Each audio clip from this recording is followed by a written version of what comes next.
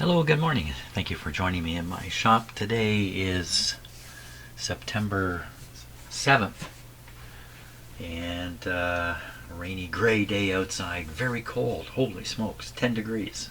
Wow, the high today here is supposed to be 13. That's a high. You'd never know. In September, it's typical for temperatures here to be high 20s, even the low 30s occasionally. So this is quite a dramatic change here. Apparently it's going to warm up a bit tomorrow. So enough on the weather. I'm going to be doing two things to this record player today, and hopefully finishing it off. One is to do the relubrication of the mechanics underneath here. It's a very simple thing to do. And then we're going to pay attention to, well, does it actually play a record? Does the needle work? Does the cartridge work? And we're going to take a look at all that closely and see what's up. To that end, I was lucky enough, this is the plug that comes from the record player. It goes into the receiver. It's a European approach to things. This is the kind of plug Europeans like, these multi-pin plugs. Would you believe I found in my collection this would be a female version of it. Look at this. Wow. And then I've got these regular plugs to work with. Fantastic. That's how we're going to listen to it. Okay. Lubricate. First I'm going to lubricate myself with some coffee.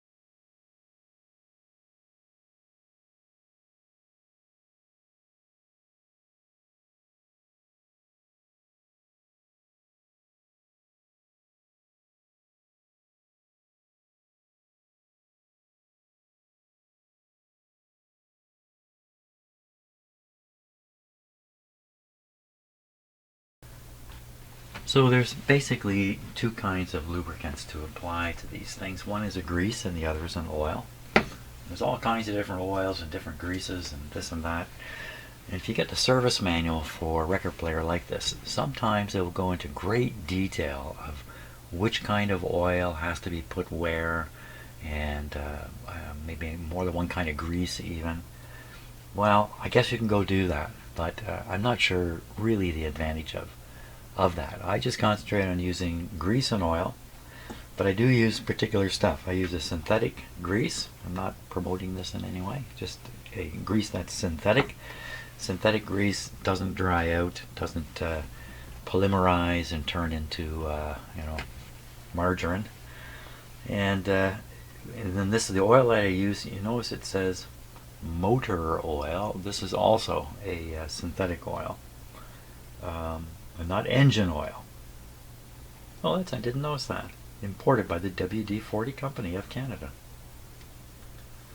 since 1894. So they must have figured it out. So where do we put these things? Well, oil generally goes where it kind of goes into something and stays there. So you'd be looking at a shaft and a sleeve, that kind of thing. You want to oil that up. Yeah, I'm sorry, that was a little bit X-rated there, but just ignore that fact.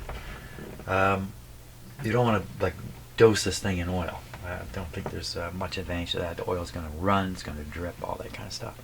What do you do with grease? Grease you put where there's no containment for the lubricant. And we're going to start with this stuff.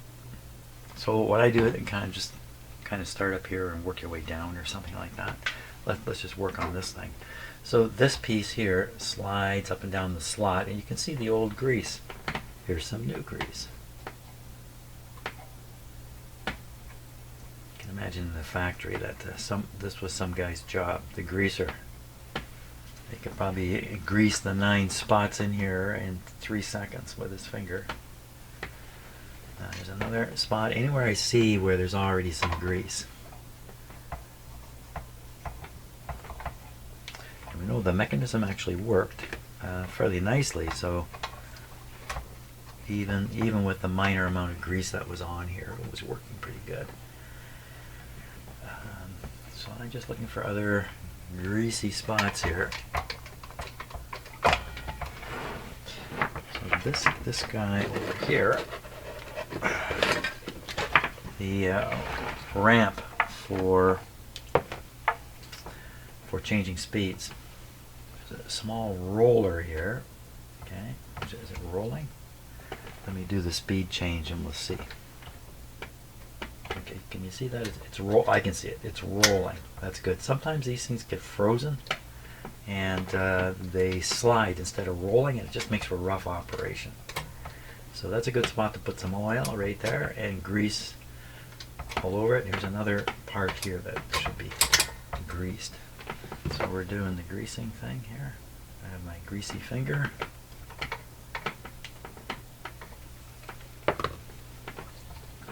Let's hear it for petroleum products.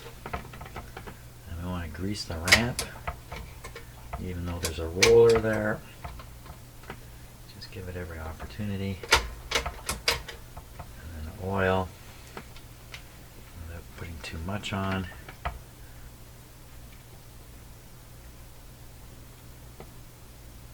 There we go. And I should have, while I'm doing this, a piece of bum wad here. Soak up any excess oil. There really isn't any there. Let's exercise this thing. Jeez, smooth. Smooth operator. Very good. Okay. Now, this control itself. Sometimes you don't want to put oil or grease near the control knobs because it can kind of leak through. So just with the remnants on my finger, which is next to nothing. These fittings are all quite loose here. They're probably loose on purpose. So lubrication not so critical. A little sleevey guy here.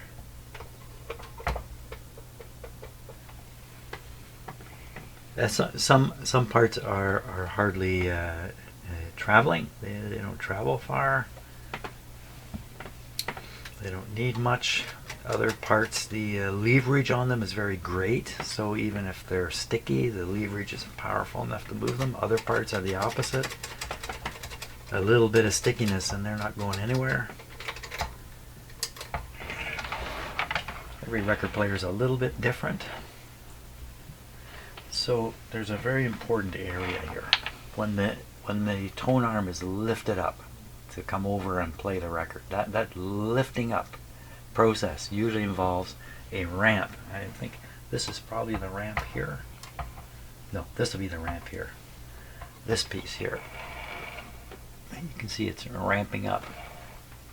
This whole part moves back and forth like this. And this ramping part goes over top of, we could almost call it a piston. It's a shaft. It goes down here, it pushes the shaft in, and the shaft comes up and pushes the tone arm up into the air. This part right under here is one of the worst parts for friction. This ramping thing is not the best arrangement. So, but this is the way a lot of record players are made, and so we want to be a little generous with the grease in here.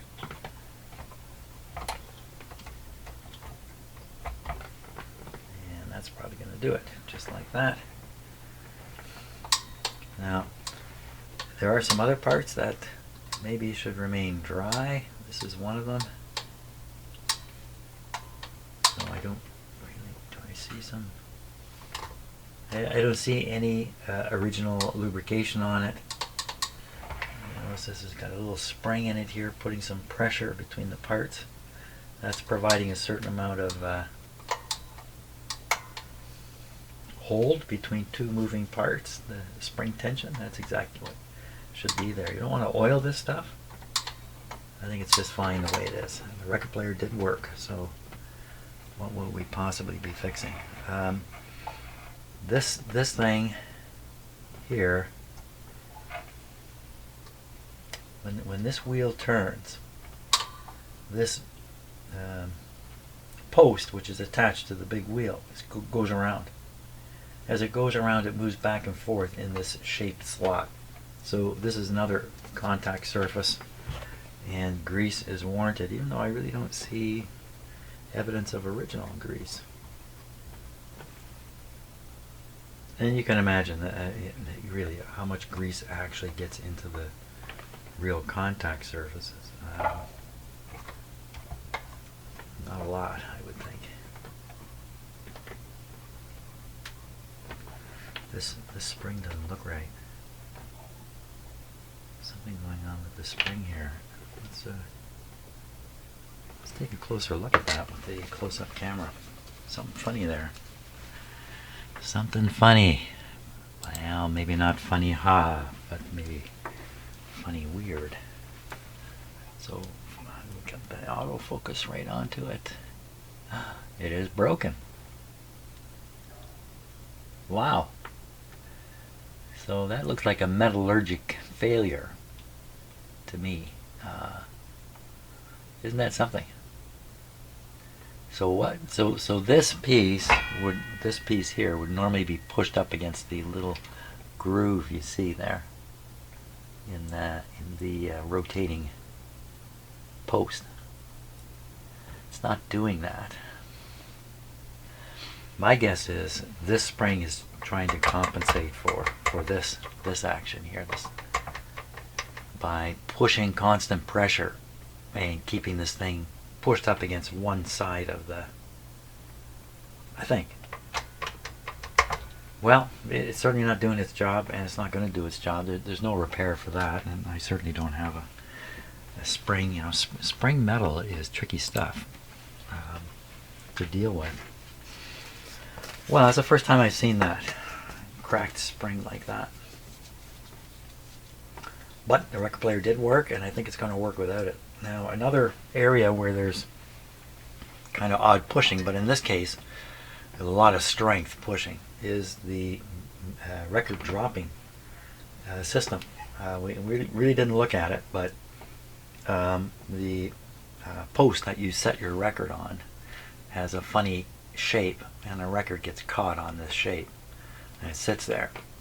And then the shape actually retracts, or the record is pushed over, one or the other. It depends how they've made it, until the record hole lines up with the lower part of the spindle, and then it drops down.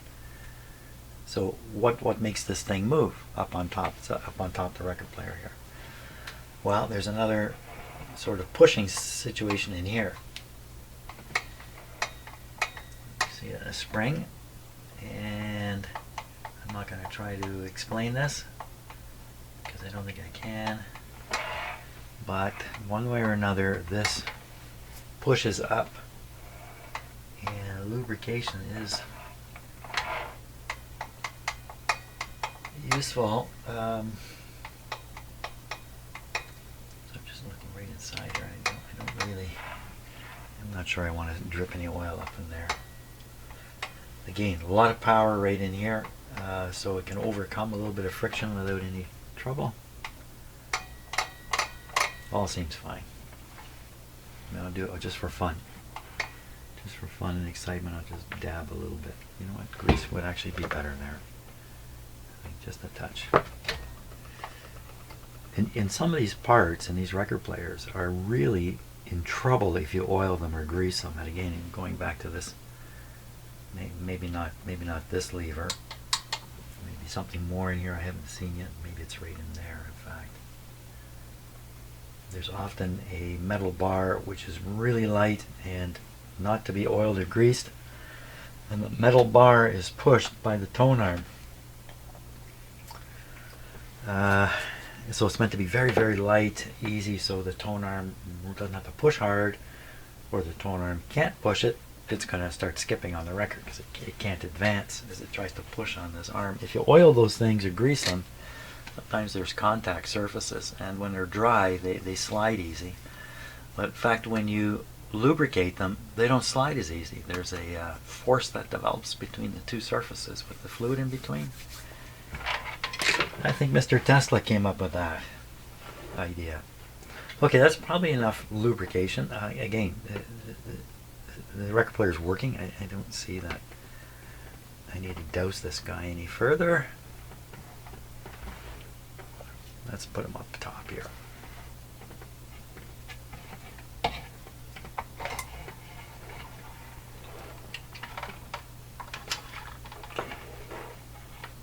Okay, I'm gonna have to catch that record, the tone arm. This is a bad situation here. The tone arm's gonna come slamming down. Get this wire caught here. Yeah, how do things go wrong? They look something like this just before the accident happens. It looks like this. There we are. Okay. Oh! Ring the bell. I haven't put the retaining clip on here yet. Okay, next thing is we're going to try playing a record and we're going to try listening to it and see what it sounds like. But first, more coffee. Okay, I think we should probably start by taking a close look at it, making sure that it's clear how this guy operates here, how it manages to drop records. So when you drop the record on here, it slides down, and this piece here forces the record to come down and rest on this lip. It can't go any further. It gets caught on here. Now, when you go to drop the record, watch right where my fingernail is. You see that piece come across? A little hard to see. It pushes my fingernail back, back, back until, boom, I'm falling down. Well, it does the same thing with the record. So you have like 5 records stacked here, if you were crazy enough to do that. It will push only the bottom one because of the size of the pusher here. It will push the bottom one over until it falls down. The rest will be still forced to remain, this way and resting here. When this goes back, I guess the next record just kind of drops down onto here. It's ready to be kicked by this when the time comes. So if you watch closely, you can see this operate. If you have no records on, you can see it do this. This piece here, this is quite interesting. Why does it do this? Why does it do that? Well, let's say you don't want to drop the record. You want to put the record right down. Well, with this arrangement, you could never do it with this piece here. But they've made it so the piece will slide up and out of the way. So you can kind of work the record down past this little deal here. That's how it works. Okay. Now the record I'm going to play is a uncopyrighted record. So I can play this all I like. So that record was actually made by some guys I know. I have a relationship with the guy who did the sound recording for this. Tenants. This is I think in the end they did quite a few records. So you see, I put this down and it won't fall over. It won't fall over because of this piece. But if I lift this piece up, then I can work it.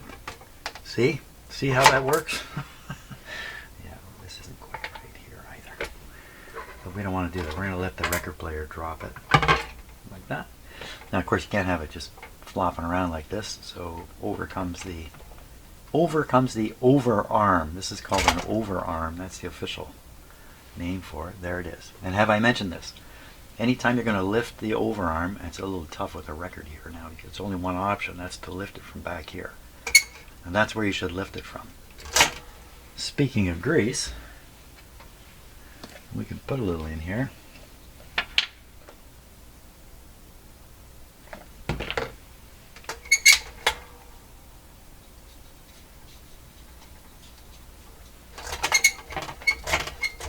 squeak is actually coming from down below another area. I can put a little, just a wee bit of grease on here. Ooh, well, that made it even worse sounding.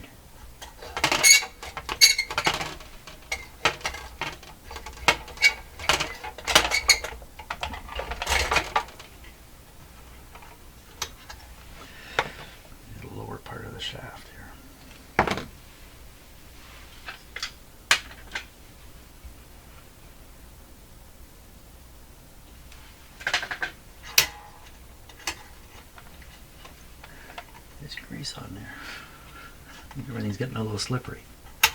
Okay, did that get it? Oh, look at that.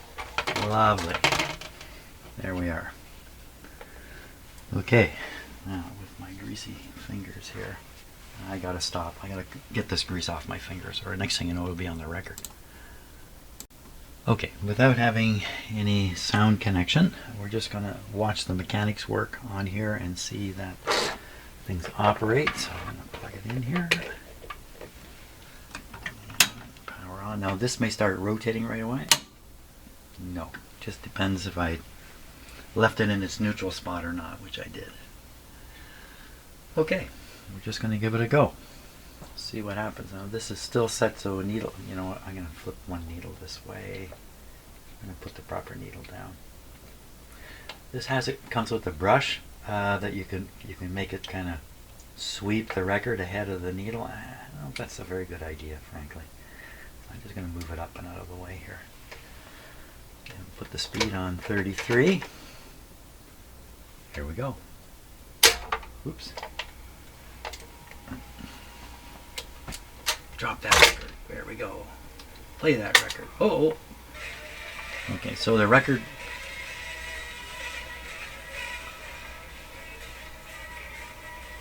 That sounds pretty crappy, just coming out of the needle. So the record player didn't recognize that this is a 12-inch record and concluded it was a 10-inch record. The 10-inch record feeler is down under here, and this is the 12-inch one. This didn't work. The record came down, it hit this, but it did not trigger it. So we need to try it again.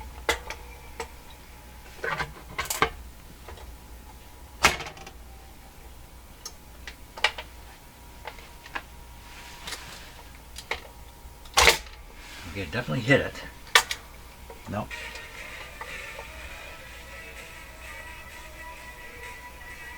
Ooh, that sounds crappy.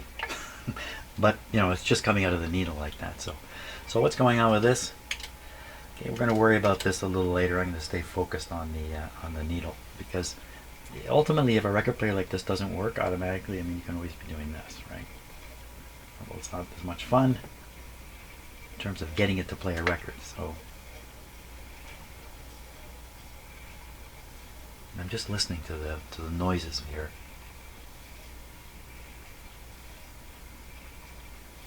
There's an awful lot of noise.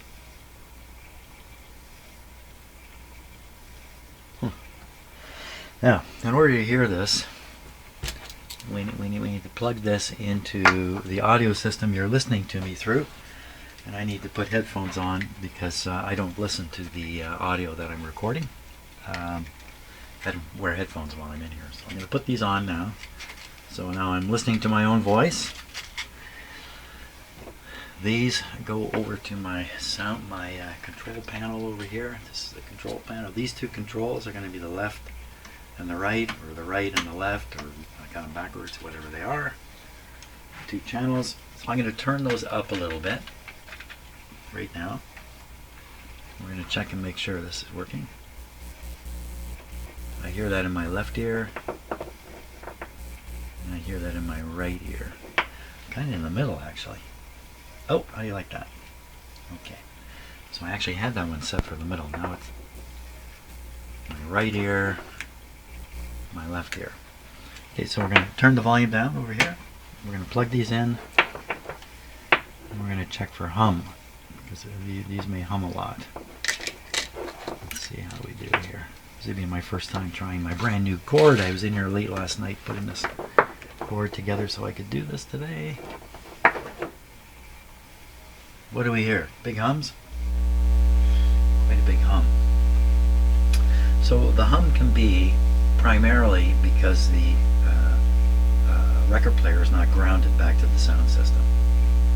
And often there's another wire, like a thin black wire, maybe a couple feet long, hanging from these record players, which are meant, we don't have to listen to that, which are meant to attach the metal part of the record player here to the chassis, or the ground, or whatever you want to call it, to the chassis of the receiver, and that'll usually knock out the hum.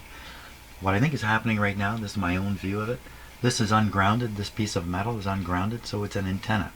It's a stupid looking antenna floating here, this great big chunk of metal.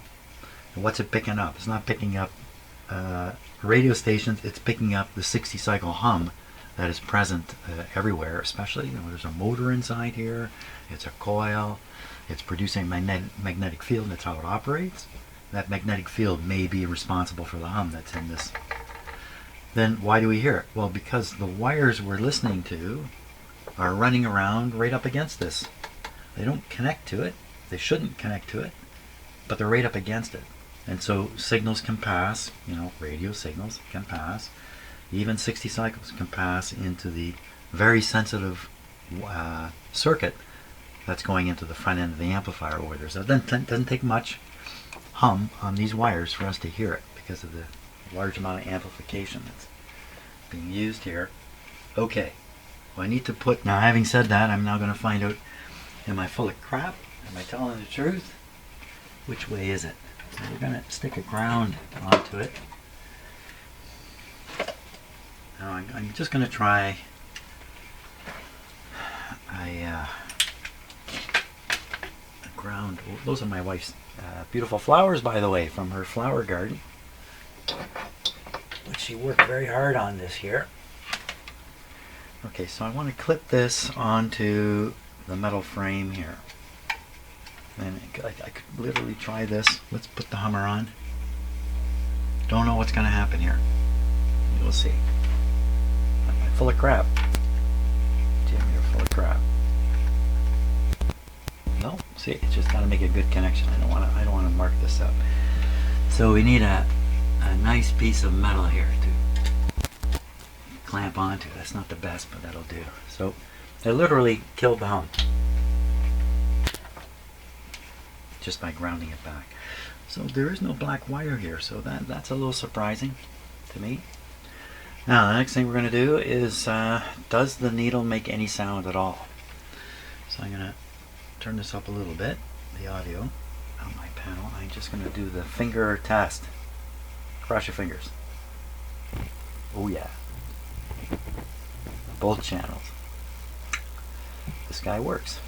We're now going to listen to this record and judge the quality of the needle and cartridge.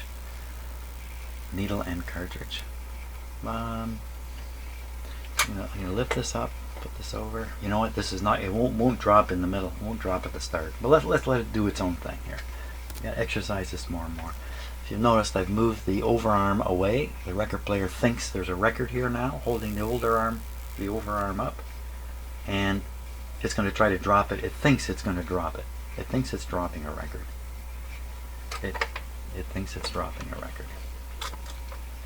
This time it's going to go way in, I think. No, maybe not. 10 again, yeah.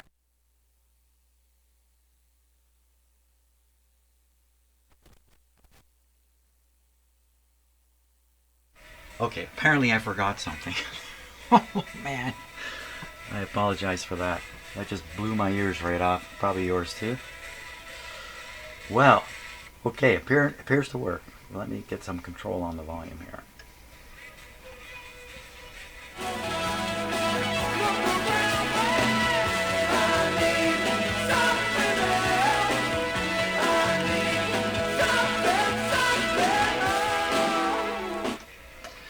You definitely do need something. Let's see if this will shut off on its own too here.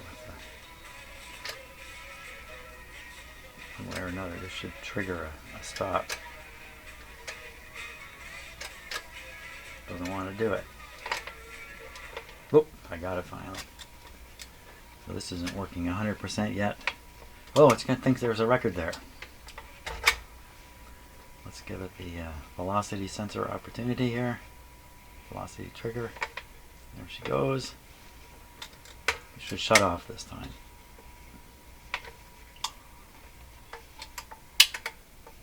So what did we find out there? Well, we found out that the sound is terribly distorted.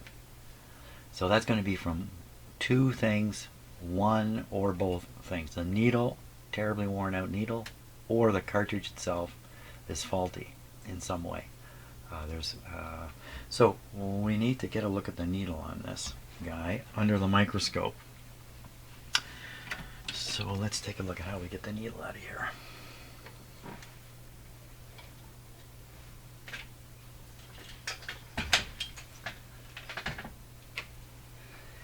Different needles are done different ways. This one's quite easy. This metal part back here is actually a clip. And I don't think I can get at it with my fingers, but let me just catch the edge of it here. And declip it. I'm not getting the edge of it.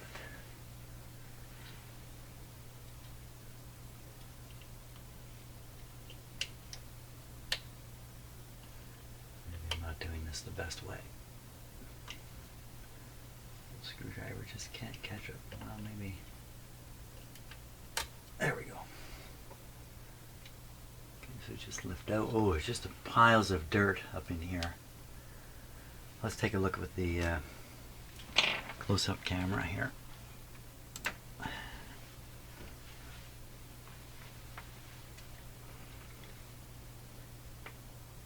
Focus to focus. You gonna do it? You gonna do it for me? Oh. It likes the background. It likes to focus on the background. Yeah. Okay. Bear with me. It's worth looking at. I'm just going to I'm going to freeze the focus on this camera here. This is something I should really remember to do before I start the videos, but I never do. I'm always caught doing this right in the middle. So we're going to force the focus way up close. I call this a close-up camera, but it's really not. It's an ordinary webcam. But it has this feature where it focuses really close. Well, that's just a huge ring of dust and dirt. So what this tells me is that this is a high mileage record player. It's been played a lot. Wouldn't be surprised to find the needle worn out. There's the remnants of the foam that had passed away. I can see green on some of those wires, it looks like, with a bit of corrosion. But I heard both channels working, so these wires are connected. So the problem could be up in the crystal here. The crystal itself may have deteriorated in some way, become loose, and that's why the sound was kind of buzzy, fuzzy. Hey, well, maybe this fuzz is making the sound fuzzy. I don't know. Now we'll take a look at the needle, but we're going to get a microscope out and take a really close look at it. Just take a look with this guy.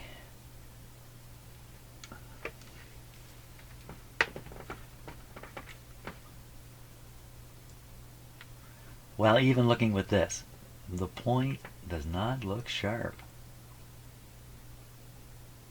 Huh.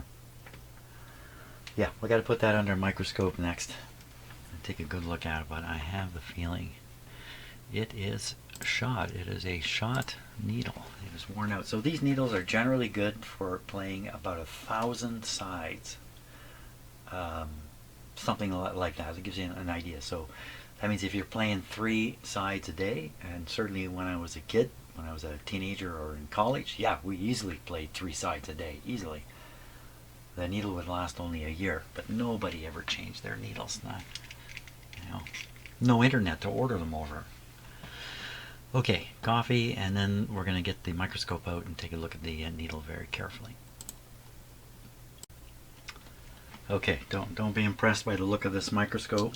The microscope is missing from the top, and I've just got one of these cheap electronic microscopes stuffed in here, a USB microscope.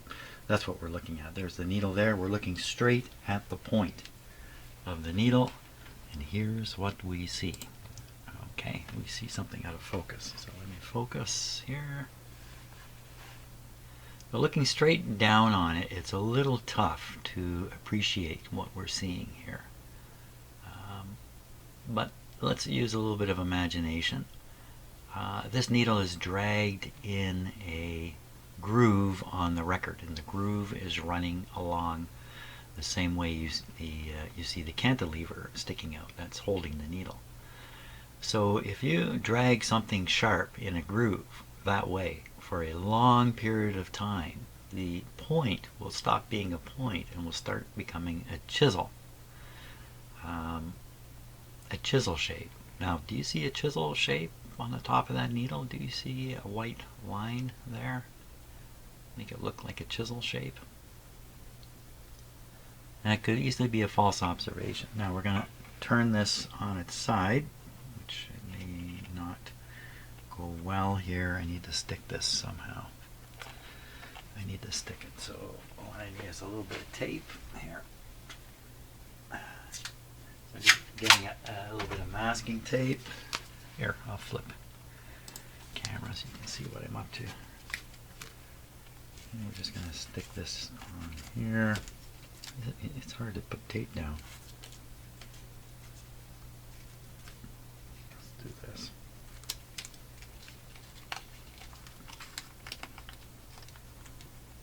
Stick there. And we're going to just get this out of the way. So the great thing about using this microscope is the stage can be moved very carefully with these controls like this. So that's how I can get a really good look at it. Again, let's go back and take a look. Now, let's see if we can get it into focus.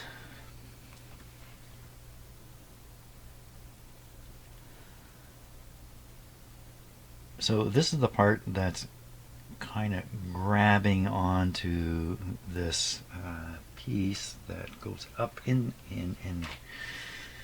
it's an intermediate piece between the needle here and the crystal up above. I don't know the proper name for the piece, but it's kind of usually a rubbery sort of piece, and it just sits inside these two flanges or fingers. But that's not the needle. We need to look at the needle. We need to look at the needle and just figure out which one of these to turn. Here we go. Da, da, da, da. There is the needle. Okay, so right away, there's no point on that needle. Now again, the chisel story I told you, could you imagine that that's turned into a chisel? That literally a third of it is gone off the end. Now that's not all diamond. In fact, I don't think there's any diamond there at all. That's a piece of epoxy or some other gluey sort of material or rigid sort of material, and at the very, very tip would be a tiny little diamond, and you'd have to look under a microscope like this to even tell the difference, because the usually the epoxy material, whatever it is clear, just like the diamond. As you see it, it's clear. So it ain't no needle going in the groove. And that's almost certainly why we're hearing it sound so buzzy. This thing's literally rattling around in the groove, especially with the higher sounds. It's expected to move rapidly. And of course, it's no longer a point following the groove. Now there's a chisel blade in there. How do you follow a groove with a chisel blade? You chisel out the groove is what starts happening. So this is a bad actor. He's got to go. He's finished. Good question. Do I have a needle that I can pop in? Maybe. Let's take a look. Oops, I'm clicking the wrong thing here. Yeah, that needle is shot.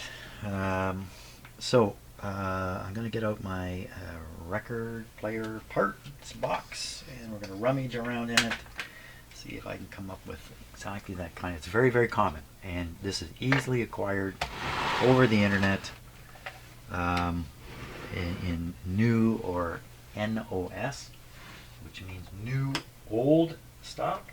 It means it's an old needle, but it's never been used. So these things are pretty easy to acquire. But let's just take a look. I have to find it here. I have to go around to, where is it? I know it's fun for many viewers, perhaps you, to look at all the junk I got. I enjoy doing it, so let's do it together.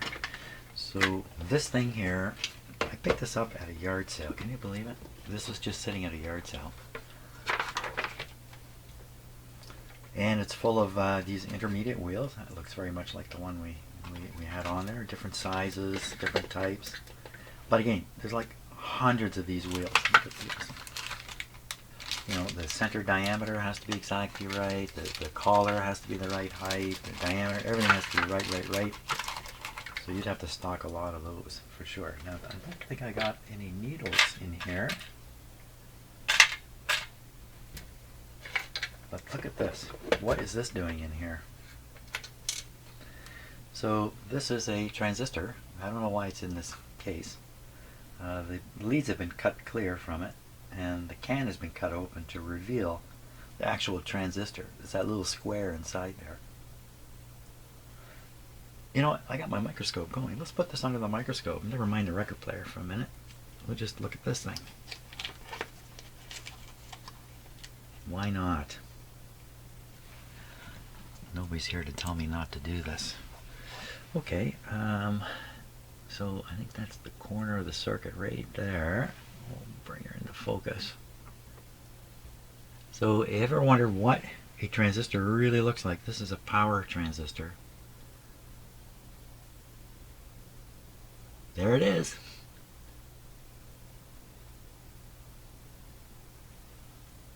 This might be a destroyed one. Maybe this one, that looks like something melted in there, doesn't it? Gives me an impression something melted. Like solder. It almost looks like that top lead at the top of the image has come free a little bit, and the solder has run into the transistor. You know, that's what it looks like to me. Look at the other side. Where's the other lead? Here's the other lead. See what it looks like? Nice and clean. So I'll bet you that's what happened. This thing got a little too hot, the solder melted, and the lead came off, and the transistor stopped operating. Transistor itself, where's the actual transistorizing going on? I don't know. Somewhere in here. There we go. That's what's inside your power transistor. Turns out to be a little tiny thing. I have to put that somewhere else. Okay, we're not going to find what we need in here, though. What about all this stuff? Somewhere in here, I bet you we will find a needle. Look, I see a couple in here already.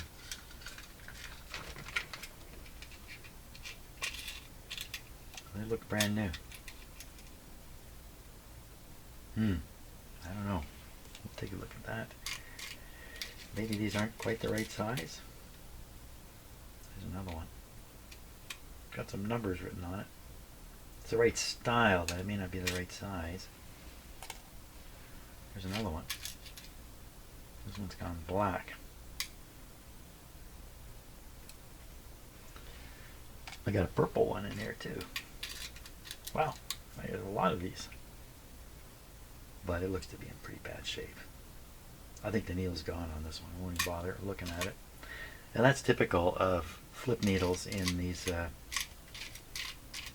Like on this one, when you flip the needle, you flip the whole cartridge. The whole cartridge rotates around. Somebody later figured out you didn't have to do that. You could just flip the needle. That's what these are. So this has two needles on it, one on each side. Okay. Any more? Maybe there's some that are right on the cartridges still. So we have lots of possibilities here. Right on the card. This is probably an identical cartridge. Identical. We need a new cartridge. I got one here. Okay, lots of needles to pick and choose from. I'll leave that one there. Actually, I'll leave it there. Is there any more in here? Oh, there probably are some here and there in here. Some more wheels. I'm looking for here's an old cartridge. This is what they used to look like. So the needle would go in there. You'd stick the needle in, tighten it down, clamp it in. So this would be like this. Clamp it in. Play your 78 record. Maybe play 2 of them. Time for a new needle. Undo it. Take it out. I don't have them, but you'd have a little metal can about this size, and it would have like 500 needles in it. It's a needle per record. It's a soft steel needle. Change it after every record or two. Maybe 3. I don't know. Look at that. They got a radio pointer in here too. Lots of weird stuff. Okay, fun looking through the junk, but we found what we need. So I'm going to set up the microscope to compare the needles we've got. Maybe first I should verify that they are. First, don't mix it up. What do I do with the needle? Here it is. Still stuck to this. Don't mix these up. So this one, the original one, has a little stain on the thing. Stain on the thing. Okay, we'll put it like that. Put it like that. First we'll look at these with the camera. See if there's identifiers with the close-up camera. See if there's identifiers on them or what. So, okay, starting with the one that just came out. Oh. No, that's the microscope. This would be the camera.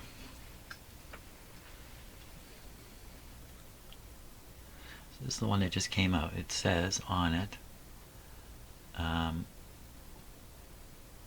Ronite, is that what that says at the top? Ronite? ST SA075. The next one over is a Ronette. Ronette is what it says there. No ST, SA100. Next one over is, I can't read anything on that. It's got a funny symbol on it. I think that's the Astatic symbol. Astatic is a big maker of cartridges and needles. Is or was. And then the last one, SA250. 5A. That's a 5A250, and this says, I'd say it's an S. Yeah, it's an S. SA, a 250, a 100, a 0.75. So it's got to be the size of the needle they're talking about. Because the length of them is all the same. Everything's the same here, otherwise. So, I guess I could stop and look into what this number really is. SA 0.75, or is that 0.075? Or just 75? Well, can we see some difference? That's the 250. Yeah, that's the ruined one. It may come down to just who's got the sharp needle, and that's the one we'll pop on. So these are probably manufactured by a company called Ronette, I'm going to guess, and this is the Astatic version of what they were making. And so Astatic could sell them. You see how the needle, the cantilever arm that the needle is on, comes across, and look, it's kind of twisted and flattened. Now this allows the needle to move up and down and back and forth. Up and down and back and forth, and then that movement is translated with those little wings up into the cartridge. This filthy thing we were looking at here. Wow, that is bad. Okay, let's put them under the microscope and see if any of them are any good. Okay, kind of see I've got the 4 of them lined up on their sides. Let's take a look. See what we can see. Wait a minute, this is not the. Yeah, that is the microscope. Oh, that's the green tape. Out of focus. Okay, let's just move this guy about like this, and then I've got it way out of focus here. That's the tape. Here we come. That, I think, is one of the wings. Here we are. Okay, so this is the one that came out of the, I had to do this in such a way that's difficult for me to move this thing. This is the one that came out. Of Going the wrong way, Jim.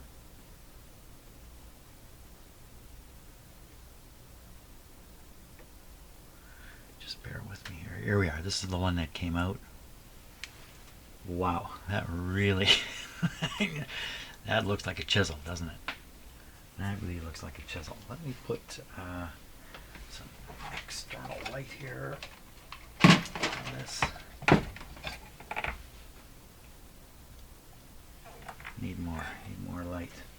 Don't think I can get more light. Let's try this. This is my flashlight. You must convince it to come on. There it is. It does look chiselly at the top. It looks like a chisel. Okay, now the next one over is, it looks to me like a good candidate with my eyes, but I want to make sure I do this right. Okay, go over to the next one, and then come out to the end. The end is this way, and this way. Here we come. Ah, look at that. Now we're seeing something. This looks like a thing of beauty here. There's no tip. There's no tip. Could be why this is in my collection. Okay, now we're going to the next one. This is the static one.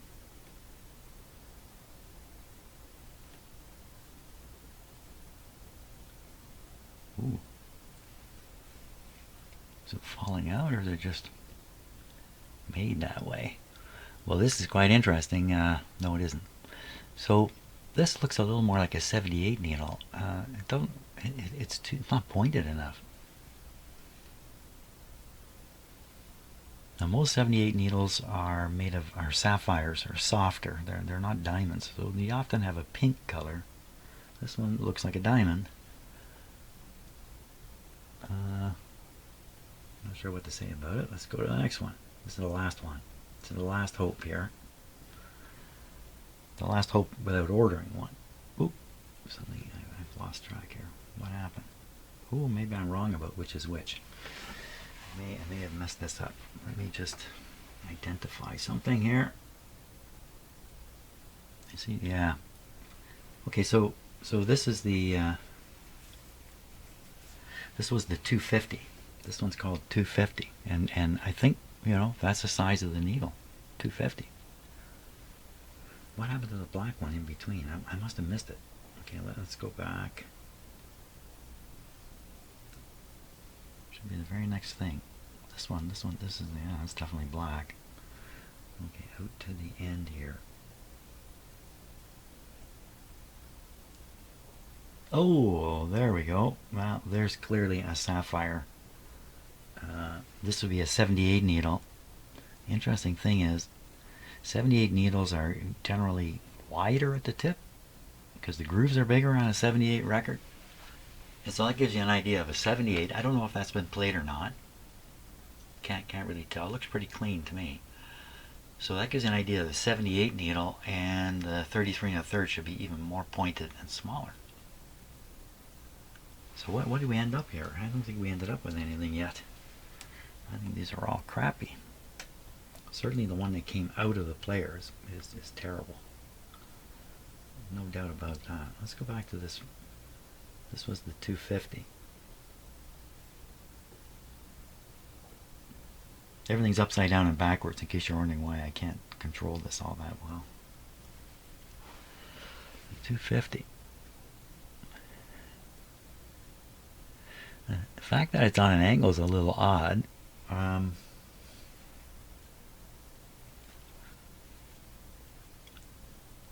But I'm not going to suggest there's something wrong with it. Well, there's a possible needle to play a record. Especially if what we want to do next is try to prove the cartridge is good. We just need any kind of needle that's going to run inside the record groove reasonably. I got more needles to look at yet, but I may do that off video because it's a little fiddly. Like I've got this one on here.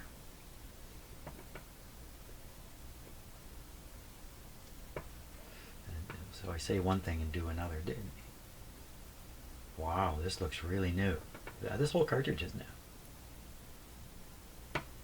Maybe this is on its way into the record player, because it looks really good. I mean, on the record player, this part is just full of dirt. And I think this is an exact duplicate of what's in there.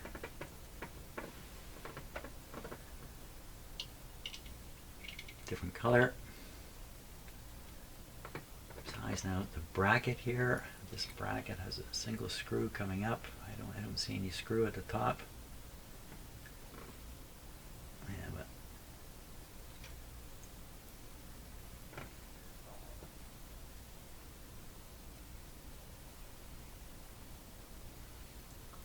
maybe. So we're replacing these. The bracket itself, this bracket is too wide to go in there. Okay, so don't rush in. No rushing in. It leads to a lot of trouble working on these things. A lot of fine wires back here. Making the connection, breaking the connections, fooling with these wires. It's all fiddly, difficult stuff. We're better off to try to clean this thing out. Clean it out. I think first a bit of dry brushing would probably be the best approach, with a real gentle brush.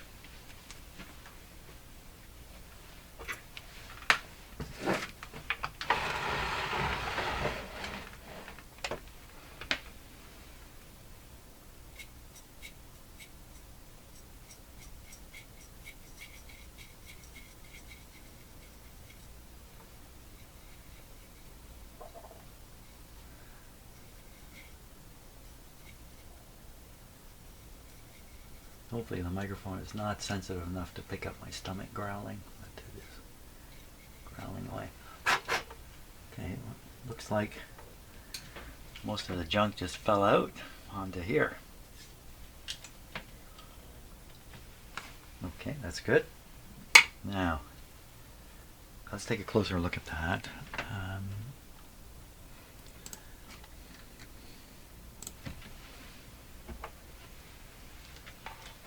See what we got now.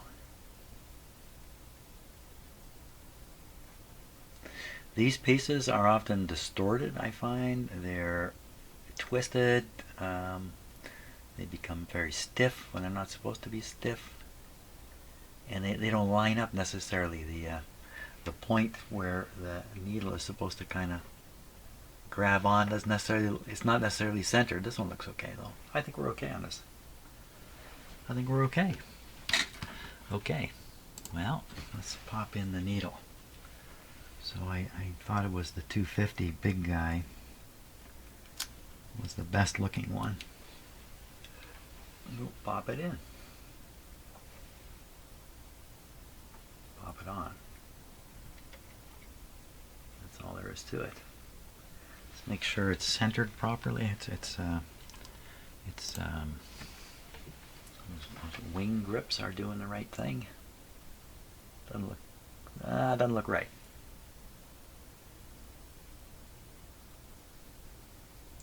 A little awkward doing that with the finger. Just want to move the needle over a little bit. Let me just get something here.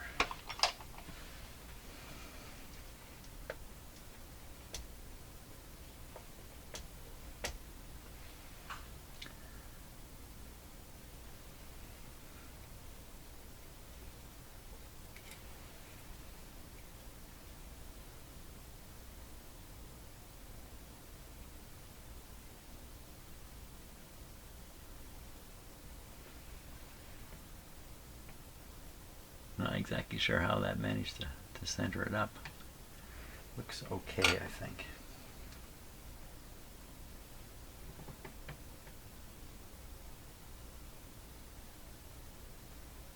Can't hold still enough. Let's give it a play. Got a nice needle hanging there. Let's give it a play, but of course, before that, go and consult with my coffee cup once again, and then we're going to play this and see if it sounds any better. I think it will. Okay, let's give it another go. I promise to control the volume a little bit better. The high volume that came out of this last time suggests that this is a crystal cartridge. I'm pretty sure it is a crystal cartridge. That's where you take a piece of matter, you twist it, and electricity, you wring the electricity out of it. Electricity comes out of a piece of crystal, piece of quartz or something like that. You just twist it, electricity comes out. Isn't that the weirdest thing? I think it's pretty weird. Okay, I think we're ready. Yeah, what am I doing? I don't know. Power on the record player. Now we're going to flip this up. Let's keep exercising. I haven't dealt with this deal yet. But let's just switch it on here. It's going to come over a little too far. I got the volume turned right down. Nobody has to worry. And now I'll turn it up.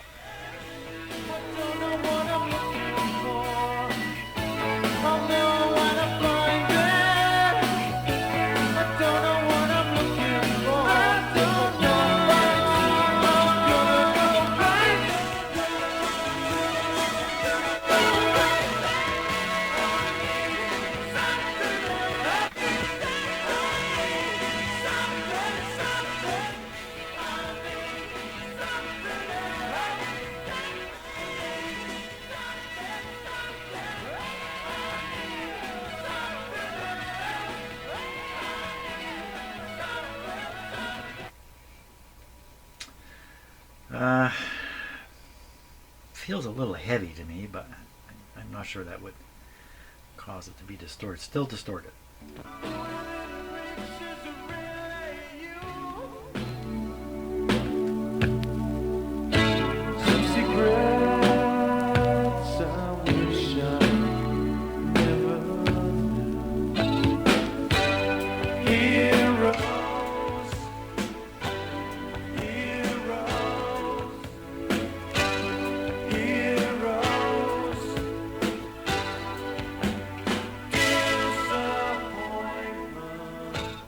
Disappointment. Yes, exactly.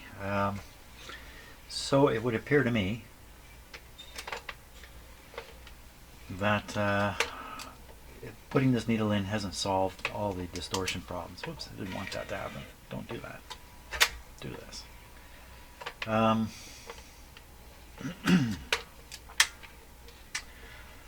Well, I have to think hard now. As I've noticed, I have a cartridge that could go in there. This is probably perfect. The problem is the bracket won't fit. Let's double check that because everything's become very critical now. No, it's just a hair too wide. Now you might, well, why can't I just put the new cartridge on the old bracket? It's not going to work like that. It's not going to work like that. Well, I may have to order a cartridge for this because do I have another? I don't know. I gotta look through that box of stuff again. Okay, well, I have looked. I have only got these 3 flip cartridges, and this one is only a mono. Just has 2 terminals. This one's quite a different, quite different. No needles in it. Oh, it's a mono also. The only one I've got is this brand new one here with a large bracket. And you know, can you cheat these in? You know, you can glue them in. You can do some pretty crude stuff to get this to work, but that's not where I'm going with this. I think we'd be far better off getting a proper replacement in this case. So the owner has told me that her intention is to play records regularly, and so that means this is an issue. If she was going to play them on a demonstration, you know, once a month or a couple times a year, then the situation would be quite different. But if you're really going to sit and listen to records, like if you're really serious about listening to records, this is not the record player to listen to. You need a much more modern one. Not one that's rim drive like this, if you really want to get serious. But if that's not a problem, I think this will produce good sound. If I put a new cartridge in here, it's going to produce excellent sound. And you know, it's designed to work with the console it's in and all that kind of stuff. So I think the only sensible road here is to get a new cartridge. That would come with a new needle. I don't know what the cost might be.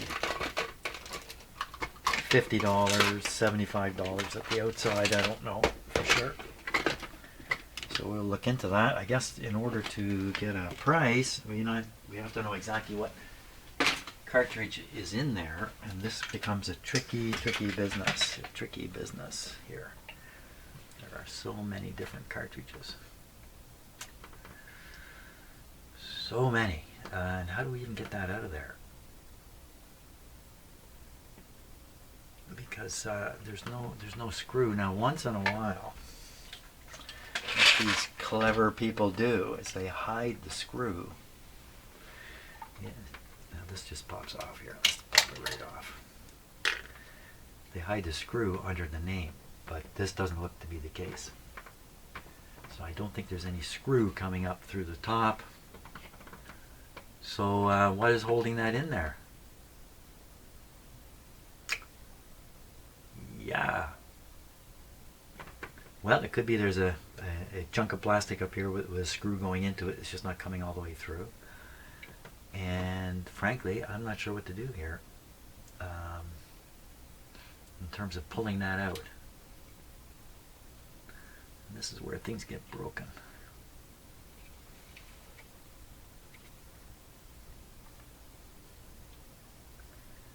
I mean, how hidden can it be? How they've done this. You notice when you flip the, yeah, you can't notice anything. When you flip the cartridge, you twist these wires at the back, which is probably one of the problems with the flip cartridge technique. You're stressing these wires every time you flip it. Now, how often do people play 78 records? Never anymore. But you never know. I have a few.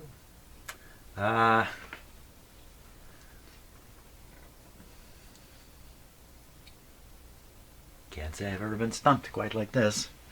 So I'm going to stop because I know better than to keep going. In a situation like this, you know, it can be one of those things you keep going at till it's too late. I could break something poking away at it. So I'm just going to leave it for now and drink some more coffee and ponder the situation some more. Pondering. Good. I think the secret might be taking this little screw out of the end of this knob, pulling the knob off, and then having the cartridge come out the back of this clamp, and then that would reveal how the clamp is in. Which I'm guessing there's a thick plastic here and a screw going into it. Is that really how this works? Let's look at one that's out. Where's the similar one here? That's quite a different arrangement on it.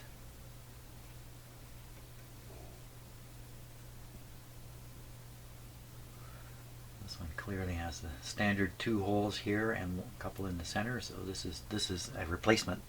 It's designed to fit into a number of different situations. So screw doesn't look like the right kind of screw at all, though. Don't know why it's in there. So this one, you can get the screwdriver past the cartridge to reach down and get the screw here. And then you release the screws, the whole cartridge would come out. This guy's fat in every direction. There's no getting a screwdriver past him. And there is a spring in here that you can see it snap into place right at the end. That spring, I think, is right under here. I don't feel it. Thought I could see it.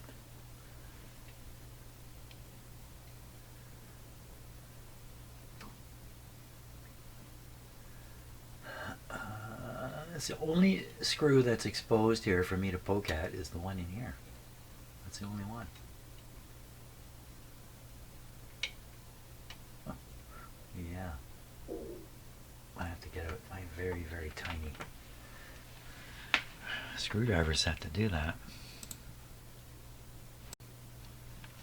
So one of the things I like about doing this work is figuring things out for myself. I enjoy that part of it. So while I'm figuring things out, of course, there's a chance I'm figuring them out totally wrong. Wow, is that as small as it gets? I don't know if that's small enough. I thought these were super tiny. Yeah, it's gonna go.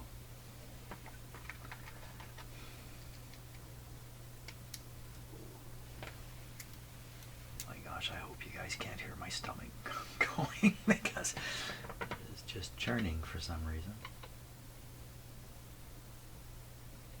There wasn't a lot holding that screw in. Watch for a spring flying out. I really don't know what I'm doing here.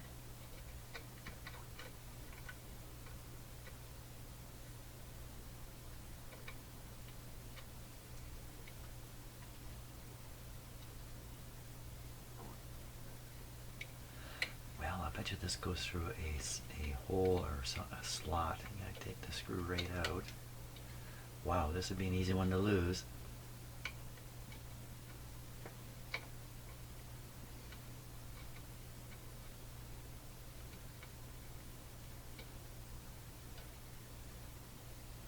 Got it. Oh, look at it.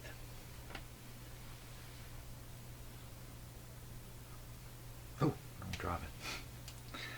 Don't lose that. Does this come off now?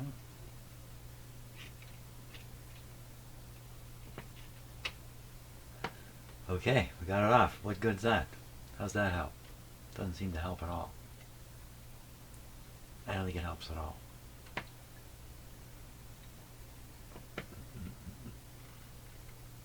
Now I gotta know which side's which. Who's who here? Ah. Well, it's gotta be, you know, it's gotta go like this.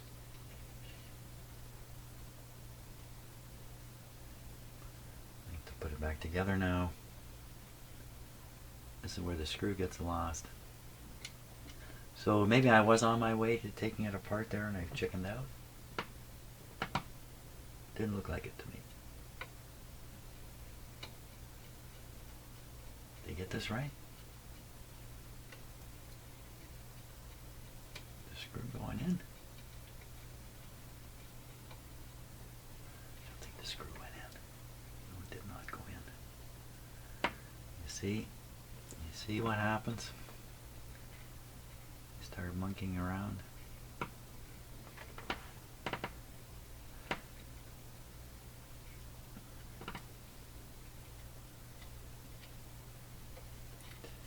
Well, I'm probably going to replace this anyway, so why would I want to put this knob back on? Why would I want to do that? Looks like I got to push this out to line up the hole.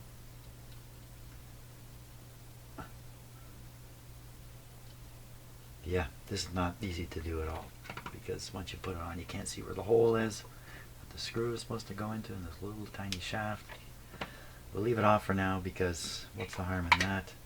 The little tiny screw is it going to fall out? Yes, it will fall out. So we will put the screw in, stick a little bit of tape on it. Happen to have a little bit over here or there. How about a little bit here?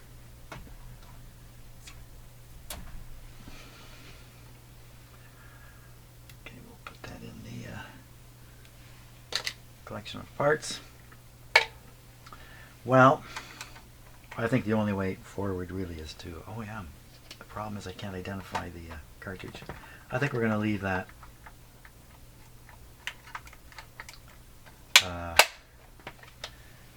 I'll do that on my own time because there's probably a number written on here somewhere that I haven't seen.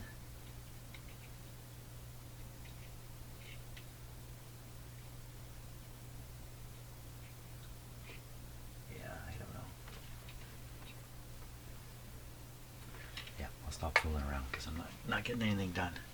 I think that's it for today. So I think I called this video 2 of 2. Well, it's going to be 2 of 3 now.